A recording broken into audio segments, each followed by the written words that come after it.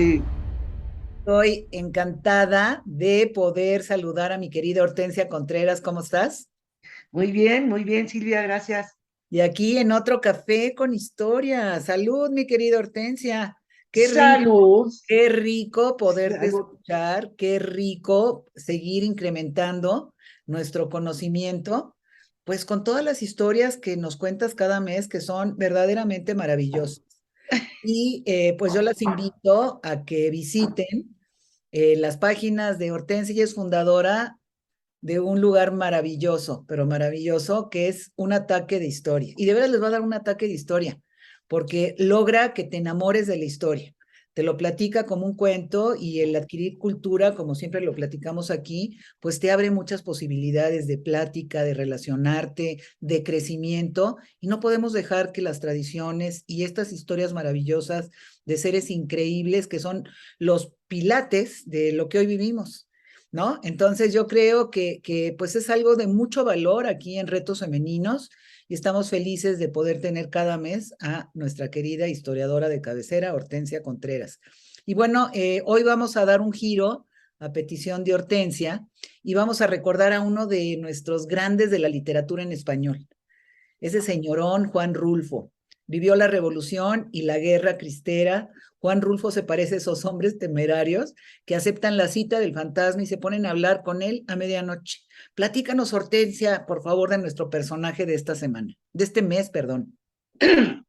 Sí, a Juan Rulfo, conocer a Juan Rulfo y tratar de acercarnos a Juan Rulfo hay que trabajar mucho, hay que como que hurgar, como que buscarle para encontrar la raíz del alma y del espíritu de Juan Rulfo. Si Juan Rulfo decía alguna vez, Elenita Poniatowska, que fue una de las que logró hacer más, entrevistarlo más veces y sacarle un poquito más de jugo, ella decía, Rulfo no crece hacia arriba, crece hacia adentro. Entonces hay que buscarle dentro, ¿no? Más que hablar, Juan Rulfo eh, genera una especie de monólogo y de monólogo además en voz baja. Una voz tan baja que cuesta trabajo oírlo. Parece como si estuvieras hablando con los fantasmas, ¿no? Con los fantasmas de su entramado interno, ¿no? Y va masticando las palabras poco a poco, ¿no? Tratando de evitar que salgan, pero con suerte para todos, salieron aquellas palabras, ¿no? Y se concentran en dos libros absolutamente maravillosos que le dan una vuelta completa a la literatura, no solamente a la literatura mexicana, sino a la literatura de habla española.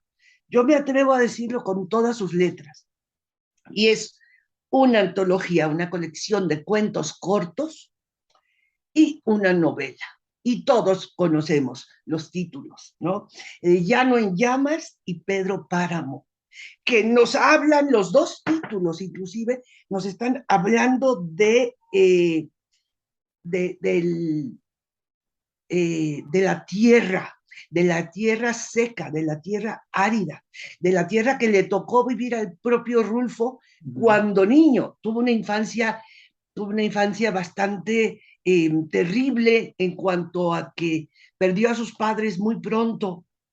Él tenía 6 años cuando mataron a su padre. Después, a los 8 y pico, entre los 8 y los 10 años, muere la madre. Entonces, Juan y sus hermanos se quedan abandonados, se quedan solos. Es la abuela paterna la que se intentan encargar de los niños, pero no les hace mucho caso. Y finalmente del campo de Jalisco, salen los niños del campo de Jalisco, porque la abuela los manda a Guadalajara a vivir en un orfanato para que alguien más se haga cargo de ellos. Entonces, Juan viene cargando con un gran sentimiento de soledad, de casi poca o nula confianza en sí mismo, ¿sí? Y se va convirtiendo en uno de sus personajes. Rulfo tiene mucho de alma en pena, ¿no? y habla poco y lo dice. A ver, esto de hablar tanto, esto no se da en el campo, esto no se da en otras partes. Lo de hablar es de grandes ciudades, ¿no? A mí no me gusta hablar y mucho menos hablar de sí mismo. Entonces, cuesta que diera entrevistas durante toda su vida, inclusive cuando ya se ve exitoso, cuando se da a conocer sus textos y lo invitan a dar conferencias o a dar pláticas o a recibir algún premio, Rulfo se encierra en sí mismo porque le cuesta trabajo hablar de sí mismo, ¿no? Y entonces a través de su literatura se entrega a las voces de la tierra, del pueblo, ¿no?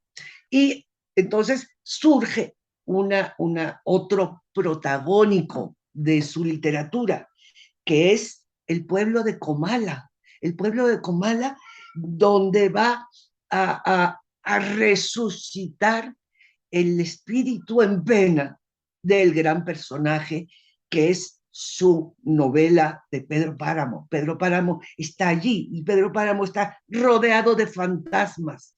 Entonces, son los fantasmas de la tierra, son los fantasmas del pasado, de hombres y mujeres que fueron parte de un episodio terrible de la historia de nuestro país.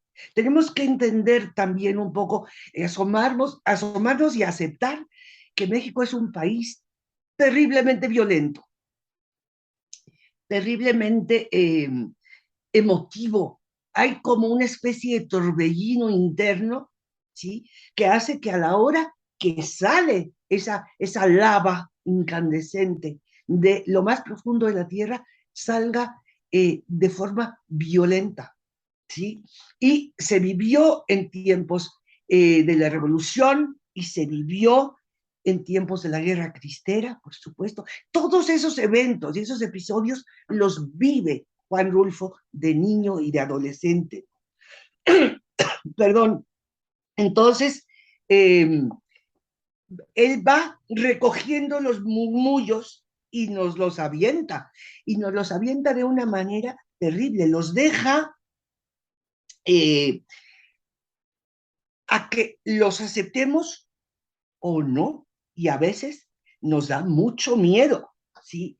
Las escenografías, las tierras que nos presenta Rulfo, parecen zonas de desastre yermo, seco, turbio, terrible. Sus personajes buscan poco a poco su propio lenguaje, el lenguaje de la tierra, ¿sí? Pero son palabras duras, son palabras de piedra y de lodo, ¿sí? Que traducen y presentan de una manera eficaz y precisa el alma humana, ¿sí? Y va jugando con giros. Y Rulfo siempre se presenta como eso, como un aire de un ser poseído por este espíritu de la tierra, ¿no? Eh, anda como sonámbulo, ¿no? Y los hombres vivos o muertos de Rulfo entran y salen por, por nuestra propia alma como si estuvieran en su casa. Se van posesionando del lector. Entonces nos volvemos parte de ello. Por eso es tan difícil leer a Rulfo. Pero también por eso es importantísimo entender que hay un antes y un después de Juan Rulfo, con dos libros cortitos, sumarios, sencillos, ¿sí? Hay un antes y un después, ¿no? Inclusive el Gabo, don Gabriel García Márquez, dice y reconoce y declara abiertamente que la influencia más fuerte que sintió y que lo empujó a escribir sus 100 años de soledad fue Juan Rulfo. Y fueron las ánimas de Juan Rulfo, ¿no? Entonces, finalmente ya va adquiriendo importancia, va adquiriendo presencia en el ámbito cultural de nuestro país y es en 1970, es en los 70 que le dan el premio Nacional de Literatura, ¿sí? Y en su discurso de aceptación del premio, él se presenta como lo que es, ¿sí? Y es un discurso totalmente rulfiano, ¿sí? Y lo dice directamente. No recuerdo por ahora, y estoy citando, no recuerdo por ahora quién dijo que el hombre era una pura nada. No algo ni cualquier cosa, sino una pura nada. Y yo me siento así en este instante, quizá porque conociendo lo flaco de mis limitaciones, jamás elaboré un espíritu de confianza, jamás creí en el respeto propio. Es de una contundencia brutal, brutal.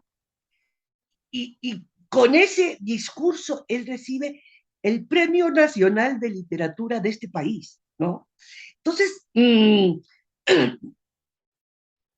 a Rolfo no le gustaba hablar, no le gustaba, decía que no tenía nada que decir, que él era eso, una puritita nada, ¿sí? Y entonces se dirige a sus otros personajes. Hay unos personajes que están siempre presentes en toda la obra de Rulfo, que son los perros. Los perros son eh, más amigables, son más fieles y son más dulces que los hombres. Los hombres somos violentos, somos una puritita nada. En cambio, los perros eh, nos dan muchas cosas, nos avisan de las cosas. Entonces también sigue con su discurso y empieza a comentar cosas de sus propios textos, ¿no? Y dice, mira, antes en los pueblos apagaban la luz a las 11 de la noche y uno no sabía dónde andaba nadie en la oscuridad, si la gente estaba fuera o adentro de sus casas. Y solo por los perros, por los ladridos de los perros, localizaba uno a los cristianos. Sabía uno que allí vivía la gente. ¿Sí? Yo, como agente viajero, recorrí muchos caminos y en las noches que no oía ladrar a los perros, sabía que estaba perdido, ¿no? Y entonces se va forjando esta imagen de un personaje solo, abandonado, ¿sí? No es campesino, ¿sí?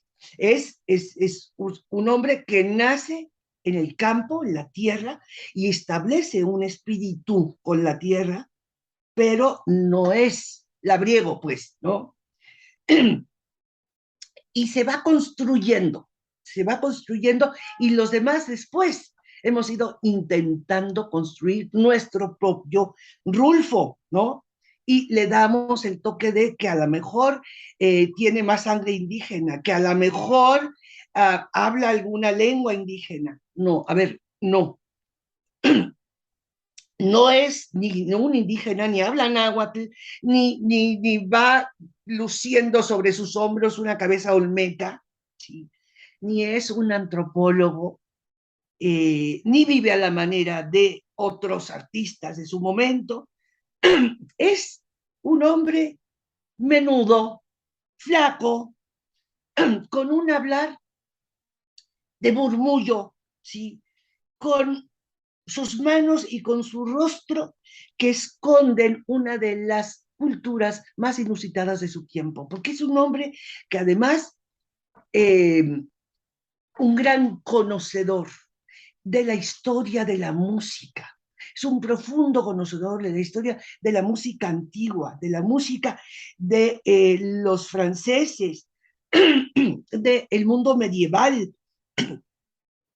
Y todo eso nos lo entrega a través de su manejo del lenguaje, ¿sí? Conoce a todos los barrocos, conoce las misas de difuntos, conoce a la escuela de Nuestra Señora de París, conoce el Camino de Santiago. Es es una fuente inagotable de erudición, ¿no? Pero nunca se presenta como un erudito, nunca hace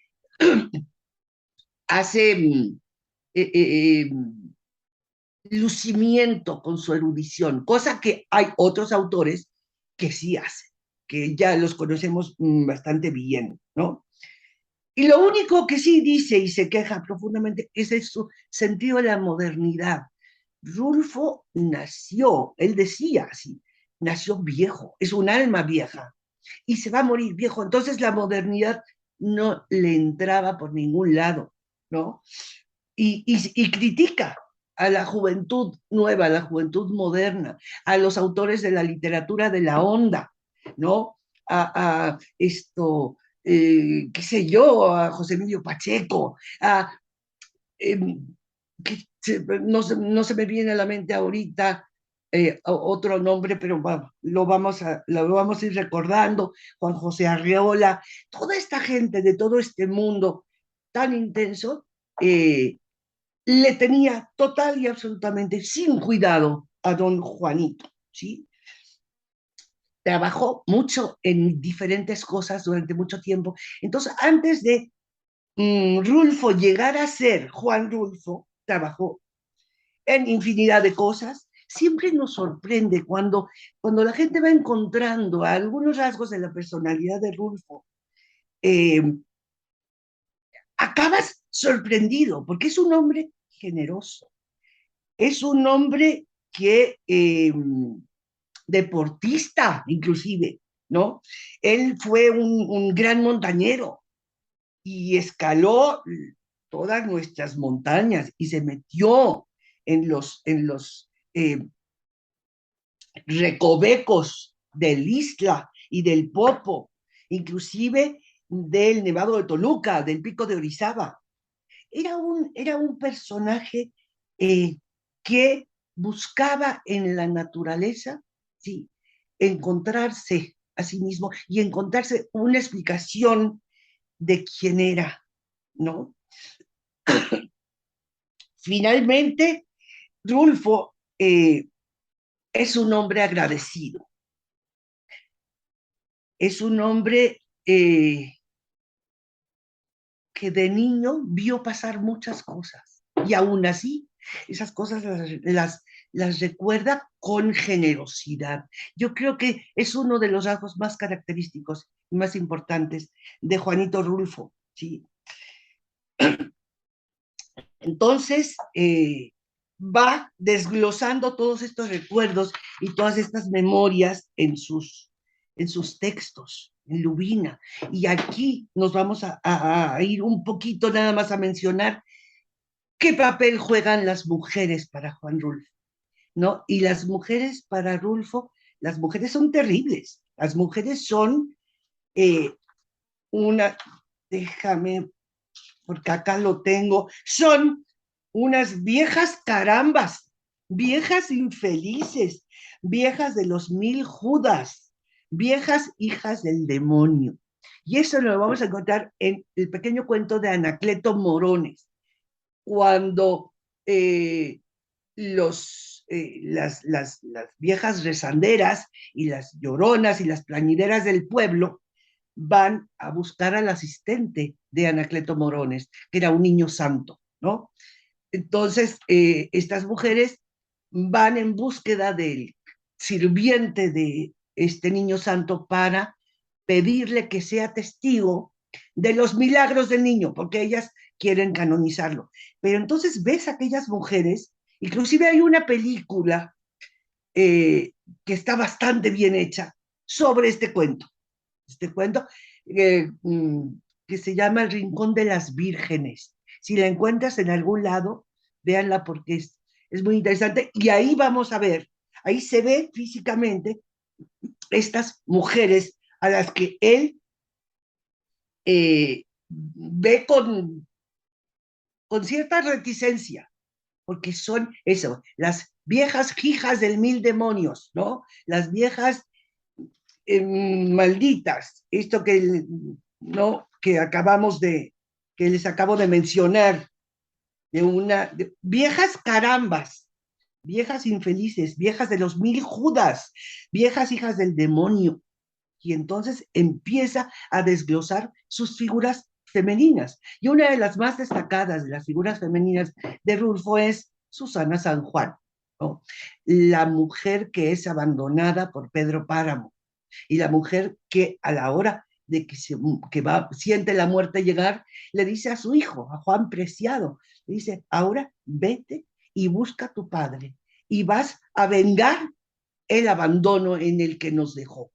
Tú vas a ser el encargado. Y entonces, y Susana San Juan se muere y sigue el espíritu de Susana San Juan en toda la novela de Pedro Páramo y persigue a Pedro Páramo.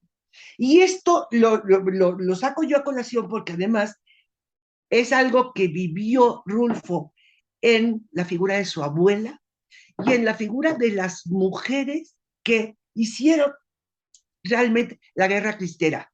Él lo decía y lo dijeron muchos cristeros de toda la zona de la región del Bajío, de Jalisco, ¿no? Hasta de Colima y de Zacatecas, donde se dio con mucha fuerza, y era que las mujeres eran las que asusaban a los hombres a ir a la guerra. Y les decían a sus esposos, a sus hijos, si tú no vas a defender a Cristo Rey, entonces no eres un hombre. Y a un hombre en Jalisco, si le dicen que no es hombre, es el peor insulto y la peor ofensa que le puedes hacer. Entonces, iban a la guerra. Entonces, aquella lucha interminable, violenta a morir, profunda, fue algo que marcó de una manera muy negativa al niño Rulfo, ¿no? Eh, y entonces lo dice, pero también acepta Juan como a él personalmente lo benefició la guerra, porque cuando todavía estaba chiquitito en primaria, eh, salieron de la hacienda de San Gabriel, que la tomaron los revolucionarios, y entonces fueron a vivir a Guadalajara. Y describe esto de una manera muy gráfica, diciendo, es que aquello era una zona de agitación y de revuelta, no se podía salir a la calle, nada más se dieran los balazos y entraban los cristeros a cada rato y entraban los federales a saquear y luego entraban otra vez los cristeros a saquear, en fin, no había mucha posibilidad de seguir allí, pero entonces sigue contando, el cura del pueblo, eh, de San Gabriel, se lanza a la guerra cristera y deja en la casa de los Rulfo Vizcaíno, deja su biblioteca. Una biblioteca que nunca recuperó y que el niño a los 8 años se sentaba a leer los libros prohibidos del cura del pueblo, que además tenía una colección muy interesante de libros prohibidos, porque él se metía en las casas de las personas que tenían libros para ver qué era lo que tenían y lo que podían leer y lo que no podían leer. Entonces, lo que no podían leer, él se los requisaba y lo guardaba. Entonces fue haciendo su biblioteca. Entonces, cuando se va a la guerra, el niño Rufito eh, se bebió aquello. Entonces, leyó Alejandro Dumas, leyó a Víctor Hugo, leyó a Dickens, leyó un montón de cosas absolutamente maravillosas que también le fueron dando forma a esta personalidad que nunca lució, pero que tenía. ¿Sí? Era un profundo conocedor de la música antigua y un profundo conocedor de la literatura universal del siglo XIX y del siglo XX incluso. Entonces, él se va alimentando de todo esto y es su manera de escaparse de la locura, de la guerra y de la violencia. Entonces, toda esa infancia va a brotar en los cuentos de Rulfo, ¿sí? Va a brotar de una manera breve, contumaz, descarnada, ¿no? Como la entrada de los cristeros a los pueblos, del pillaje, de la muerte, de la masacre, ¿no? Decía él, aquello aquella guerra fue breve y sanguinaria y fanática como el Cristo, como el grito de viva Cristo Rey, ¿no? Y Rulfo no se sabe, no conoce otra infancia, no conoce otra vida, no conoce el sabor de las cosas dulces o amables, ¿sí? Porque él decía, es que a mí también me colgaron de un poste de telégrafo, ¿no? Y también mi cadáver se bambolea desde entonces. Eh, y también a él le fue mal y ha andado, él lo decía de una manera muy, muy suya. También desde entonces yo he andado por ahí desparramado, ¿no? Desparramado como todos esos colgados de los postes de los pueblos, ¿no? Y como Pedro Páramo, también Rulfo camina entre la sequía y es un hombre de pocas palabras, árido, hosco, desalentado, ¿sí? Porque a Rulfo todo parece desalentarlo, ¿no? El trato con los demás, los honores, es algo de lo que nunca, a lo que nunca se va a acostumbrar, ¿no? Entonces Juan Rulfo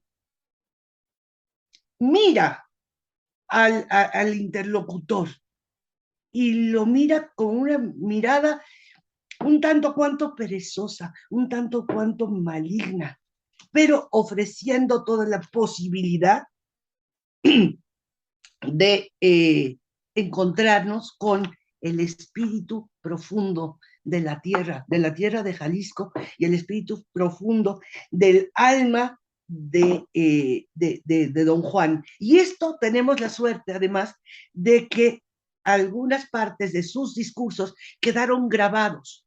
La UNAM se encargó de grabar algunas de las lecturas de Juan, ¿no? Y entonces podemos escuchar su voz, todavía podemos escuchar su voz. Entonces, asómense a la palabra viva, a la voz viva de la UNAM y se van a encontrar con una serie de lecturas que hizo Juan Rulfo, tanto de episodios de Pedro Páramo como algunos de sus cuentos. Y uno de los cuentos en el que se desfoga mucho más el espíritu rulfiano es en Diles que no me maten.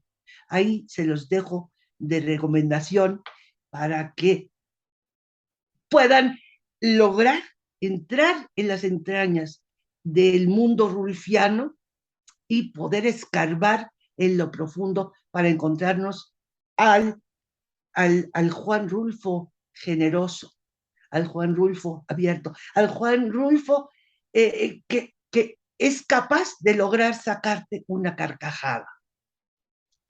¿Ok? Entonces, pues hay mucho que leerle y hay mucho que encontrarle a Rulfo. Siempre que nos acercamos al Llano en Llamas, nos vamos a encontrar con una sorpresa. No dejen de asomarse. ¿Ok? Ay, qué lindo, Hortensia. Y tú con tu gripita y Yo siempre con mi gripita. viendo. Pero te agradecemos mucho que compartas, porque a mí me encanta, definitivamente me encanta.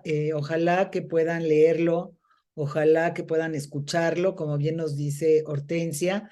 Y me gustaría que nos digas para el próximo mes, ¿qué estás planeando? ¿Qué estás pensando? En noviembre, pues ya va a ser casi cierre de año. ¿Qué nos vas a preparar? En noviembre yo quisiera que tocáramos otra figura señera de la literatura en México, que es un poquito la contraparte de Rulfo, que es nuestro amiguísimo y nuestro novio Carlitos Fuentes. Ay, qué padre. Entonces Ay, vamos a trabajar un poco esta personalidad de dandy, ¿no? De hombre de mundo, encantador, que es Carlitos Fuentes. me encanta la idea y bueno, ¿Ok? te agradecemos mucho. Acuérdense que nunca sobra ni la historia ni la cultura. Hay que seguir a Hortensia. Ha estado apareciendo pues sus redes sociales, un ataque de historia. Le encuentran en Instagram, en Facebook, en Twitter. Yo creo que es bien importante de verdad el fijarnos en todo lo que nos ha antecedido. yo creo que esos pilares nos permiten pues tener un mejor presente. Y la cultura, bueno, logra hasta la paz. Y el día que lo entendemos, Exacto. siempre buscamos el poder estar muy cercanos y muy cercanas a todo esto maravilloso, este mundo de la historia. Gracias, Hortensia. Yo las invito a que se sumen ahí en nuestro canal de YouTube, Retos Femeninos TV, se suscriban, le den a la campanita. Ya abrimos también en Spotify Retos Femeninos. Ahí si van en el coche, no pierdan el tiempo. Estamos subiendo muchos programas, los que más han sido vistos, para que si no los pueden ver, si en la noche pues tienen que convivir con la familia, estar cenando, etcétera, bueno, pues en estos tramos de tráfico, qué mejor que aprovechar y poder meter en nuestro cerebro estos contenidos que tanto nos alimentan y que tanto nos enseñan. Gracias, Hortensia. Te Gracias, mando un Silvia. abrazo a la distancia Nos y vemos en noviembre. nos vemos Cuídate aquí en mucho noviembre y en un saludo Desarrollo a Integral. todos tus lectores. Muchas gracias. Un Ok, abrazo. hasta luego. Gracias. Gracias.